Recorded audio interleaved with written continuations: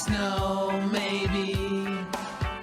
I don't know. Can you repeat the question?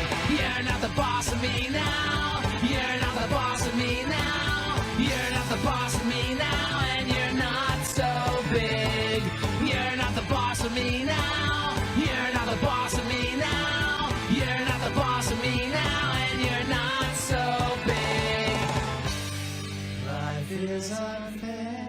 Nosotros, alumnos del segundo F, en este video hablaremos sobre las leyes de Newton y qué se tratan y algunos ejemplos de aquellas leyes que nos dio Isaac Newton.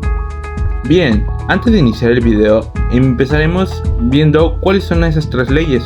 La primera es la ley de la inercia, la segunda ley es la fundamental de la dinámica y la tercera ley y última es el principio de acción y reacción. La primera ley de Newton se le conoce como la primera ley del movimiento de Newton o la ley de inercia, al primer postulado teórico propuesto por el científico y matemático inglés Isaac Newton en torno a la naturaleza física del movimiento. Esta regla nos dice que todo cuerpo continúa en su estado de reposo o de movimiento rectilíneo uniforme, no muy lejos de las fuerzas impresas a cambiar su posición.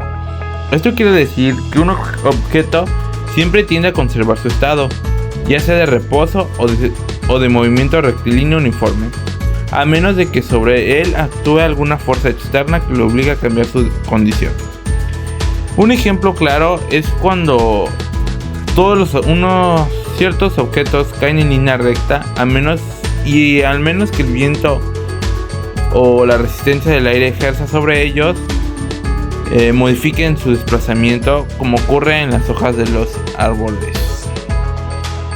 Segunda ley de Newton.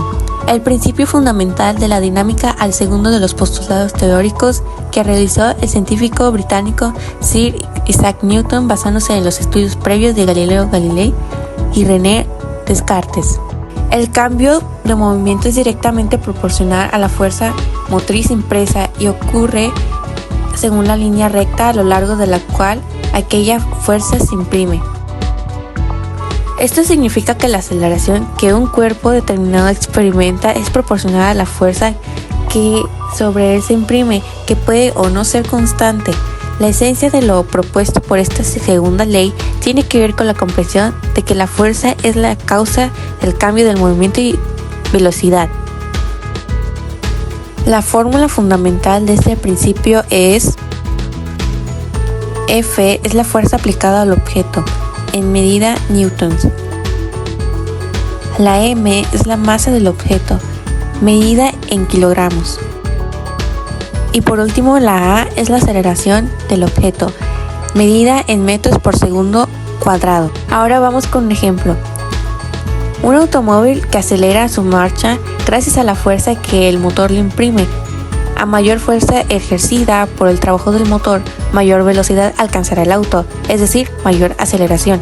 Un automóvil más masivo, por ejemplo, un camión necesitará más fuerza para alcanzar una misma aceleración que otro más liviano. Bueno, ahora seguiremos con la tercera ley de Newton. La tercera ley de Newton se le llama principio de acción y reacción.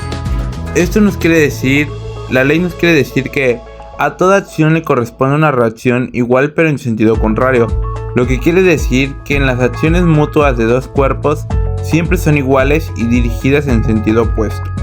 Esta ley explica que las fuerzas en el mundo se dan siempre en forma de pares, una acción y una reacción, esta última de la misma magnitud pero dirección contraria.